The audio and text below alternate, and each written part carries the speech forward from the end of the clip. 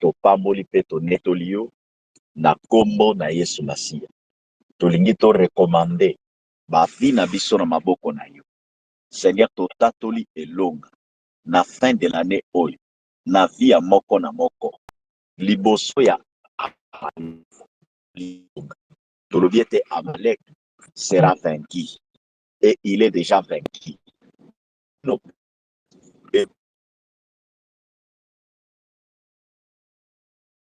en détresse, Nzambe mokeli ya biloko nyonso, Seigneur na biso, grâce nyonso tokoki kobakisa mpona ntina na bolamu ya bomoi na biso. Yango ezala bolamu ya Nzambe na bomoi na biso totatolaka yango butu mpe na moi. Parce que komama jour et nuit wana nde tokozanga mpe te komedite liloba na Nzambe. Cela veut dire chaque jour kombo na Nzambe esengeli na biso toleka na kozalaka na yango. Cela ne veut pas dire que to pronosaka yango à 20 parce que eza na moko ya ba commandement elobi tu ne prononceras pas le nom de l'Éternel en vain. Mais biso to pronosaka yango en vain te, mais to pronosaka yango pour édifier, pour prier, pour exhorter, pour enseigner. Frères et sœurs, quel que soit le nombre, nous continuerons toujours à persévérer. Apamboli modératrice, apamboli présence ya moko na moko, oyaza connecté na butu ya lelo. Toza na Exode chapitre 17. To bénir message ya mercredi passé en ce qui concerne encore un peu de temps. Encore un peu de temps pour nous réveiller ba mémoire na biso. Koyeba ete toza na biso ka ba pèlerin sur la terre. Toza batu to vivaka na ba keba keba. To vivaka vie totale te. Toza batu oyo to vivaka selon promesse ya Nzambe. Et la grande promesse o tozelaka eza bozongi na ye. Il peut arriver aujourd'hui, demain, après-demain, parce que nous ne connaissons ni l'heure, ni les jours, ni les temps. Nzamba pambola motei na kombo na Yesu Masiya. Alors, dans Exode chapitre 17, dans Exode chapitre 17, toyebi passage oyo très bien.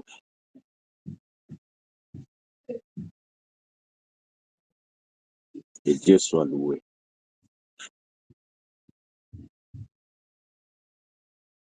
Dans Exode chapitre 17, verset 8, qui nous a verset 11e. Nako kitati na 12e. Amalek vint combattre Israël à Rephidim.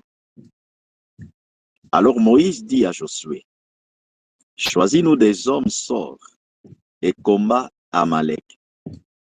Demain, je me tiendrai sur le sommet de la colline, la verge des dieux dans ma main. Josué fit ce que lui avait dit Moïse pour combattre Amalek. Et Moïse, Aaron et Our montèrent au sommet de la colline. Lorsque Moïse élevait sa main, Israël était le plus fort. Et lorsqu'il baissait sa main, Amalek était le plus fort. Les mains de Moïse étaient fatiguées. Ils prirent une pierre qu'ils placèrent sous lui Et il s'assit dessus.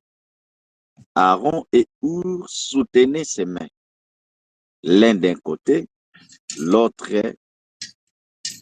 de l'autre. Et ses mains restèrent fermes jusqu'au coucher du soleil. Et Josué vainquit Amalek et son peuple au tranchant de l'épée. Que Dieu soit loué. J'ai dit que Dieu soit loué. Amen. Amen. Merci. Frères et sœurs, pendant quelques minutes, nazotalisa biso moko ya basekele to basekele oyo des fois toyebi mpe oyo esalaka ete tolonga na bitumba oyo toza nango na vie.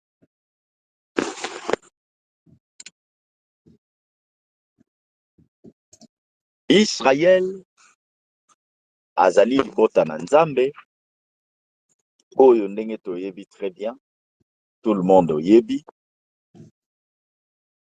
que l'Éternel a commencé par se révéler na nzela ya un peuple. Nzambe aponaki peuple moko selon son bon plaisir esepelisaki peuple yango Israel. Wana eza souveraineté ya Nzambe. Ndeko bazaka na biso na ya WhatsApp tozo partager mikolo likambo etali la prédestination. Wana eza makambo ya injustice ya Nzambe te, mais eza son bon plaisir selon son plan. Asepelaki apona Israël comme étant son premier-né. Asepelaki apona Israël comme étant son fils, comme étant son peuple. Personne ne peut le juger, personne ne peut le contester. Et c'est comme si Nzambe ayaki ko se révéler et pas na Israël. Yango moni source ya ba makambo na biso ebele. Même ya ba signe ya ba événement tozongaka mingi kotala pe positionnement ya Israël. Toyebi yango bien que ces derniers temps Israël aza na kati ya bitumba. Israël azobundisa Palestine. Eza ba histoire biblique. Soko landi historique ya Bible okomona ya ba mabele.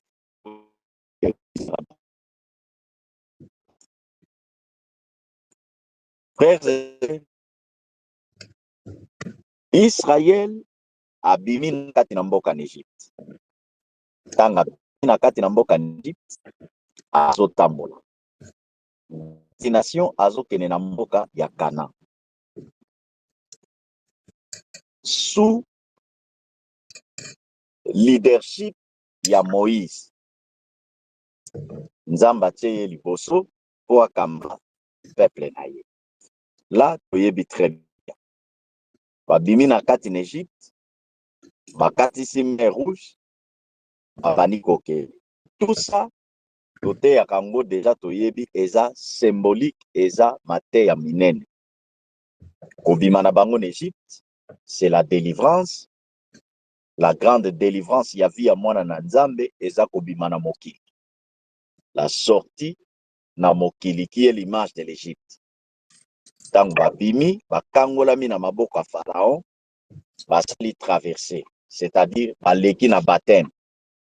Tango baleki na baptême, bake de l'autre bord, bakomi na ngambo mosusu.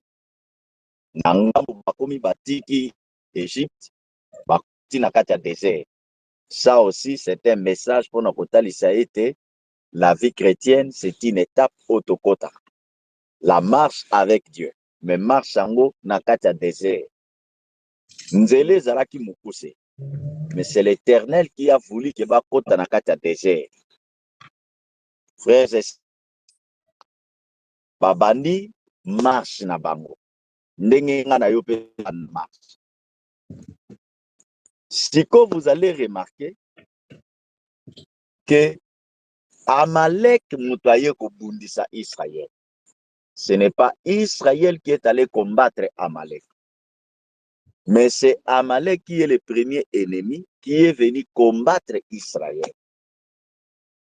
Donc, le premier ennemi à Israël, le premier combattant, qui combattre Israël, c'était le peuple d'Amalécite, peuple d'Amalek. Né ayaki kobundisa Israël. Pourquoi il kobundisa Israël? La raison est allée ébélée. Parce que, moko peut-être na koyi kopesa, Israël azaki na nzambo bandaki kobangisa bamboka nyonso ezalaki pembeni. La Bible déclare, frère,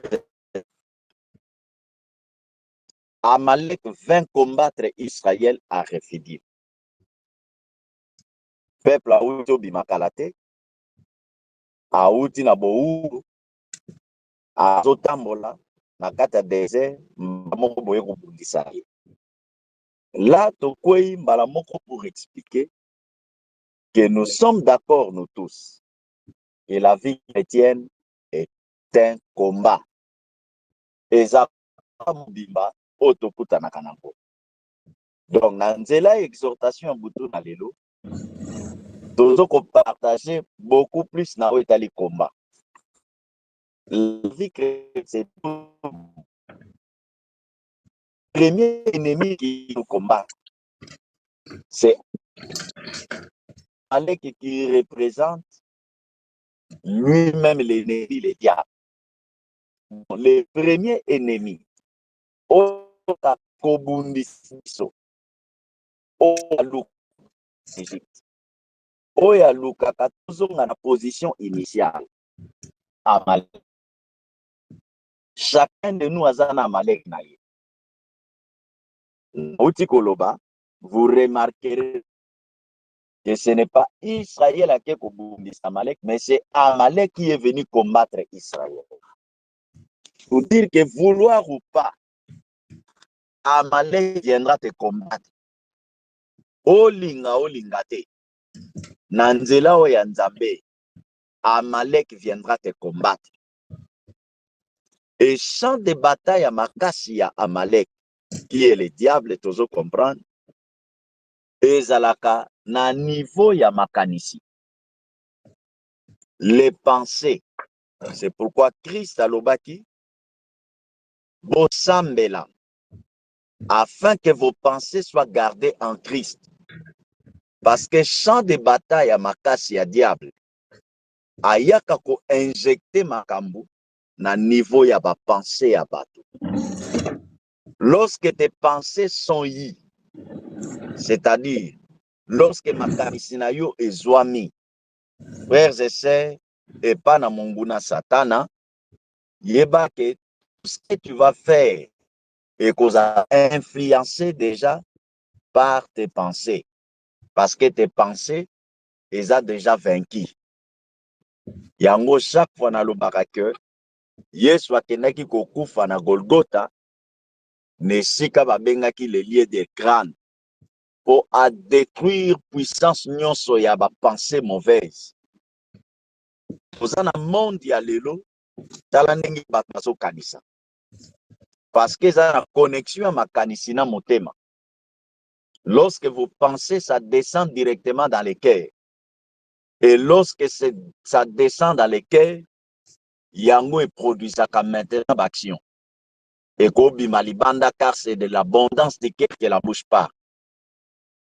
Monde ya lelo eza monde ya ba pensée. Bible lobi soko tali mukana na Genèse chapitre 6. Parmi ba raison nzamba bomaka mokili ya liboso. Nathan ya Noé, la Bible déclare, frères et sœurs, les pensées de l'homme étaient tournées chaque jour uniquement vers le mal. Makanisi ya mutu. Donc, ce qui nzamba bomaka tanwana, ezalaka d'abord makanisi ya batu. Ezalaka chaque jour, Bible le dit bien, chaque jour, lisez bien, tourner vers le mal. Donc, mutu avandi na ye, azokanisela papa Antonio mabe. Moto avandi na ye azokanisela pasteur mabe. Moto avandi na ye azokanisela bato moko boye X mabe. Bato bazomonana na libanda, c'est comme si baza bato a bien. Bato bazomonana na libanda, c'est comme si bazosambela. Mais leur pensée, makanisi eza ya mabe, makanisi eza ya koboma, makanisi ezali ya koboma, ya kokabwana ya mabe. Donc les champs de bataille, frères et sœurs, c'est d'abord au niveau des pensées. Amalek viendra te combattre au niveau des pensées. Soko longi ba pensée na yo, frères et sœurs, c'est comme ça que tu vas vaincre les combats. La Bible déclare, Amalek a ye kobundisa Israël. J'aimerais dire à quelqu'un, Amalek viendra te combattre et il vient te combattre. Tala ba point faible au Amalek a combattre kayo. Amalek peut entrer na niveau ya ban. Amalek peut entrer na niveau ya mwasi. Amalek peut entrer na niveau ya mobali. Amalek peut entrer na niveau ya ba collaborateur. Amalek peut entrer na niveau ya ba voisin. Amalek peut entrer na niveau. Il entre, frères et sœurs. La Bible déclare, Amalek vint combattre Israël. Le diable viendra te combattre. Yango moni, apôtre Paul a compris. Abi, nous n'avons pas lutté contre la chair ni contre les sangs, mais contre les esprits. Ba esprit wana, bangone bazo sala monde ya Amalek. Nous n'avons pas lutté contre la chair ni contre les sangs, mais contre les dominations, les principautés, les esprits méchants dans les lieux célestes, ainsi de suite.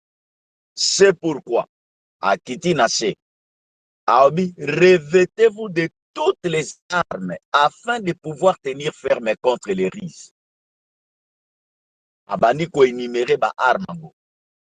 Bien-aimé dans le Seigneur, tango Amalek a ko combattre Israël, Moïse, lokola leader a telemi. Abandi ko luka stratégie ni na composé pour alonga Amalek. Tous les combats ne sont pas les mêmes. Au fur et à mesure aux autres avancer dans la vie chrétienne, tous les combats ne sont pas les mêmes. Et bah combat où ekoye la yo pas Amalek. Ekoye la yo en proportion, pardon, na kondima na yo, na niveau ya foi na yo.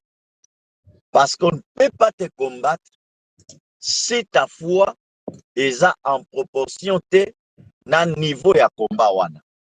Donc, soko moni combat moko ya makasi ekomeli yo, yeba ke niveau ya foi na yo pe komi na niveau wana ya makasi. Ou soit nzamba linga matisa niveau ya kondima na yo, ekoma na dimension wana. Frères et sœurs, la Bible déclare ceci. Moïse a accueilli koluka stratégie.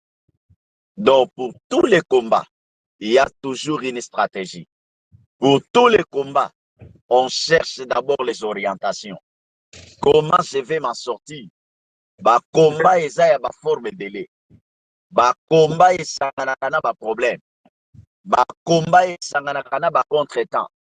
Surtout tozokende na ba fin de l'année. Ba combat eza ya ba sorte délai. Chacun de nous est en train de traverser ces combats. Ba combat eza ya ba various types. Oyo mutu na mutu esengeli ayeba ko discerner dans sa vie. Que ça c'est un combat. Il y a de ces combats ba combataka te. Il y a de ces combats on garde silence. Il y a de ces combats mususu frères et sœurs on loue Dieu. Il y a des combats mususu seulement on yoki po leki. Il y a des combats mususu on persévère. Il y a des combats mususu basalaka ba sacrifice. Il y a des combats mususu il faut monter à la montagne. Il y a des various de combats na ba combat et il y a aussi des victoires selon les stratégies que chacun de nous aura de la part de Dieu. Je suis en train de prier ce matin. Pardon cette nuit. Nazo sambela na kombo na Yesu. que quel que soit taille Amalek, quel que soit Ebélé Nabango, la Bible déclare, ils viendront par un seul chemin, mais bakokima na banzela samo. Position na yo, éthique, elle a toujours gardé dans la parole. C'est comme ça que tu ne seras pas paniqué. C'est comme ça que tu ne vas pas fuir. Israël a qui m'a quitté. Israël a tala quitté que na utika en Égypte sikoy. Israël a tala quitté que na une expérience makasité le combat. Mais le kola Amalek a eko bundisanga. Bien aimé dans le Seigneur. Et loko na lingi na suki sana partagé na biso. Ngonga na biso eza kokende. Moïse bamati likolo ya colline. Bamati likolo na colline. Parmi bas secrets, je l'ai déjà dit, frères et sœurs, pona mutua longa Amalek, il ne doit pas être un homme terrestre. Si tu es un homme terrestre, tu ne vaincras pas Amalek. Amalek balonga kaye, soko za mutu ya likolo. Seuls les hommes, seules les femmes qui demeurent sur la colline, ne balonga ka Amalek. Si tu es sur la terre, tu ne vaincras pas Amalek. Amalek va te vaincre. Amalek va te gagner. Ma prière n'a boutu ya lelo. Que tu ne sois pas un homme terrestre, mais que tu sois un homme céleste. Frères et sœurs, ceux qui n'ont pas commis un homme céleste, c'est à ce moment-là que tu as comme un aigle. Au moni aigle pour longa nyoka. Parmi banyama nyonso aigle pour longa. Frères et sœurs, ayebaka ke nyoka za nyama moko aza prudent, aza dangereux. Qu'est-ce que aigle asalaka? Aigle ayaka zwaka nyoka amataka na ye na ba hauteur.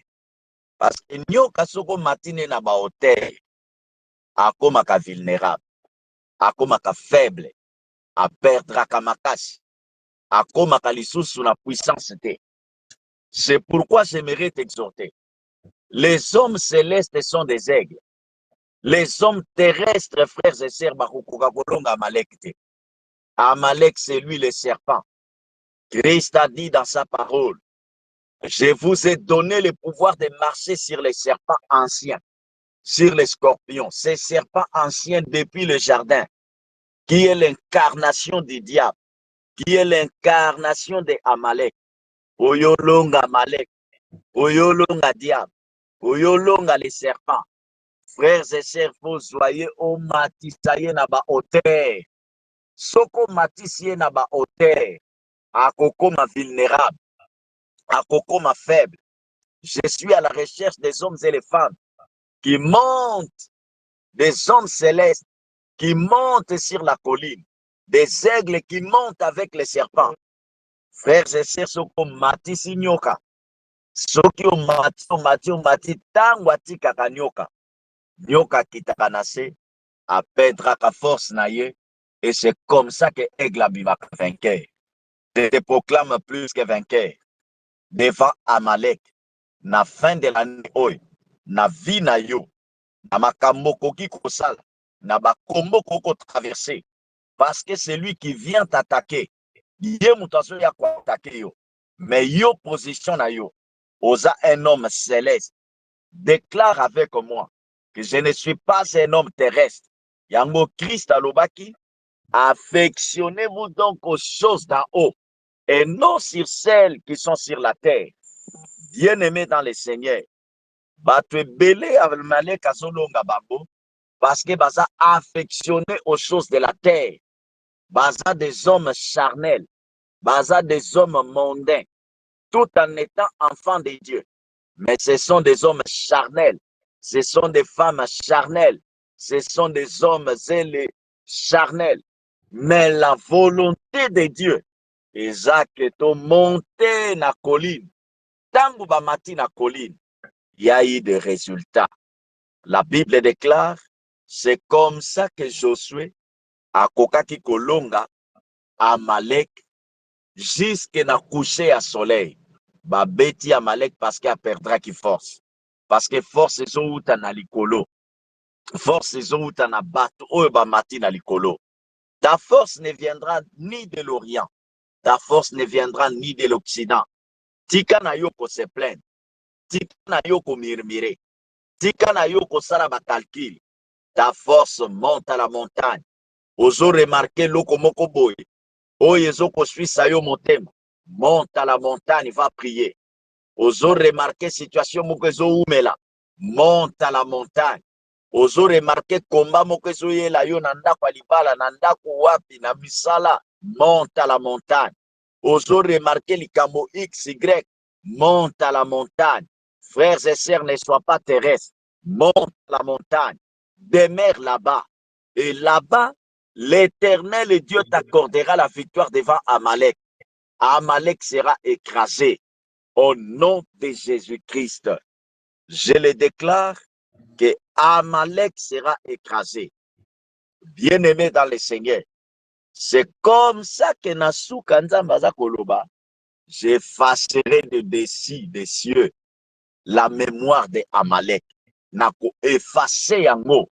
Donc Amalek a coexisté lisusu te. Yango moni frères et sœurs, toyebaka ete le diable suka na ye, Nzamba ko effacer ye na enfer. Amalek Nzamba ko effacer ye na enfer. Mais avant le babongo, alors c'est pourquoi il y aura guerre de génération en génération contre Amalek. Avant effacer complètement, de kozalaka nanu na ba génération babitumba okolonga oyo mususu ye okolonga wana mususu ye bitumba na bitumba na bitumba na babitumba, mais biso pe tokobandaka kaka komataka kaka, nous serons toujours à la colline, à la colline, à la colline. Frère, que le Seigneur vous bénisse dans le nom de Jésus-Christ. Nzambe apambola biso na kombo na Yesu Masiya. Amen. Abi Nzamba pambola biso Amen. na kombo na Yesu Masiya. Amen, amen, amen. Amen. Amen. Que Dieu vous bénisse na kombo na Yesu Masiya. Frères et sœurs, tozo kende kosambela kolobe pa na Nzambe. Kolo aleka tango nyonso akofortifie biso to demeurer des hommes oyo baza likolo na colline. To demeurer des femmes oyo bazalaka toujours likolo na colline, afin de pouvoir vaincre Amalek. Tozo proclamer victoire na bomoi na biso. To bondeli na kombo na Yesu Masiya.